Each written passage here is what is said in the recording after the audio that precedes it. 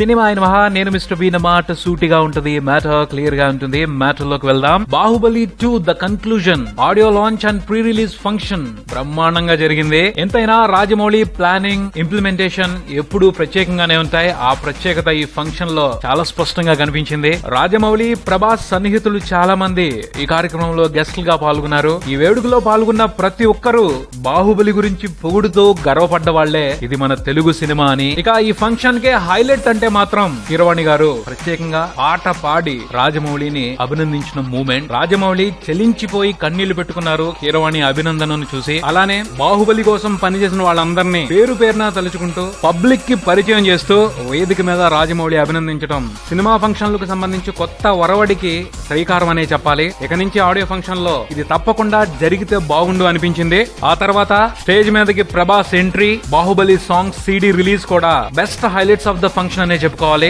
Baahubali 2 the conclusion movie కోసం కీరవాణి గారు 5 songs ని కంపోజ్ చేశారు. కీరవాణి గారి స్పెషల్ టచ్ తో, మధురమైన సాహిత్య విలువలతో, బ్రహ్మాండమైన సౌండ్ డిజైనింగ్స్ తో పాటలన్నీ కూడా చక్కగా ఉన్నాయి. పాటలన్నింటికి ఇంటర్నేషనల్ స్టాండర్డ్ కట్టబెట్టాలని గట్టిగానే ఖర్చు పెట్టినట్టున్నారు. పాటల్లో రిచ్ సౌండ్ వినపడుతుంది. Baahubali 2 the conclusion album Saahore Baahubali పాటతో స్టార్ట్ అవుతుంది. షూర్ గా వైబ్రేషన్స్ పుట్టించే సాంగ్ ఇది. సరైన సౌండ్ సిస్టమ్ లో ఈ పాటను వింటంటే మామూలుగా లేదు ఎక్స్పీరియన్స్. ముఖ్యంగా హేస రుద్రస్స హేసరభద్ర సముద్రస్స అన్న హమ్మింగ్ మాత్రం అల్టిమేట్, డౌటే లేదు. పెద్ద సెన్సేషన్ అయిపోద్ది ఈ హమ్మింగ్. తర్వాత దలేర్ మెహందీ కూడా గణగణలాడించారు ఈ పాటని. ఈ పాటకి ప్రత్యేకమైన ఆకర్షణ ఆయన వాయిస్. సాహోరే బాహుబలి అని ఆయన అంటంటే ఆ పదం ఎంత ఘనంగా వినపడుతుందో గుండె జల్లుమంటుంది. ఆ రకమైన వైబ్రేషన్ కనపడుతుంది ఆ వాయిస్ లో. కీరవాణి గారు సూపర్ గా డిజైన్ చేశారు ఈ పాటని. కీరవాణి గారి ఫాదర్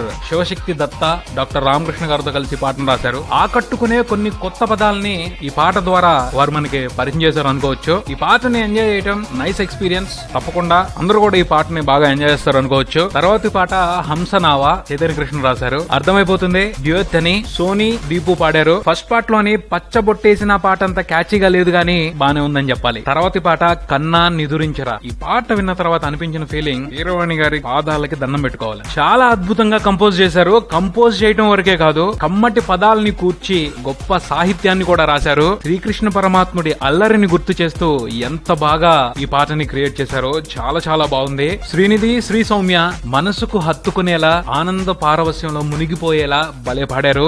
వినే కొద్దీ మళ్ళీ మళ్ళీ వినాలనిపిస్తుంది. తర్వాతి పాట దండాలయ్య. అద్భుతమైన ఎమోషన్ కనిపిస్తుంది ఈ పాటలో. ఈ పాట వింటున్నప్పుడు కలుగుతున్న ఫీలింగ్ కంటే ఆన్ స్క్రీన్ మీద ఈ పాటతో రాజమౌళి మ్యాజిక్ చేస్తాడు అన్న నమ్మకమే ఎక్కువ కలుగుతుంది. రాజుకి ప్రజలకి మధ్య బంధాన్ని చాలా అద్భుతంగా ఎలివేట్ చేస్తున్నారు ఈ పాటతో కీరవాణి. ఈ పాటకు కూడా సాహిత్యాన్ని కీరవాణి గారే రాయటం విశేషం. తర్వాత కీరవాణి గారి సన్ కాలభైరవ ఈ పాటను ఆలపించారు. బాగుంది. ఇక ఆల్బమ్ లో చివరి పాట ఒక ప్రాణం. ఈ పాట కూడా కథలో ఉన్న ఎమోషన్ ని చెప్తుందని అనిపిస్తుంది. ఈ సాంగ్ ను కూడా కీరవాణి గారే రాశారు. ఆయన కుమారుడు కాలభైరవనే ఆలపించారు. ఈ పాట వినడం కంటే చూడటానికి చాలా బాగుండేట్టు అనిపిస్తుంది.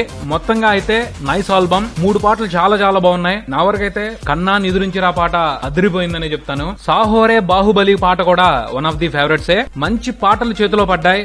వాటిని ఎలా తీస్తే జనాలు మైమరిచిపోతారో రాజమౌళికి తెలుసు. వెయిట్ చేద్దాం ఏప్రిల్ 28 వరకు ఆ మ్యాజిక్ ని ఎంజాయ్ చేయడానికి. For more updates please do subscribe Maruti Talkies. Thank you.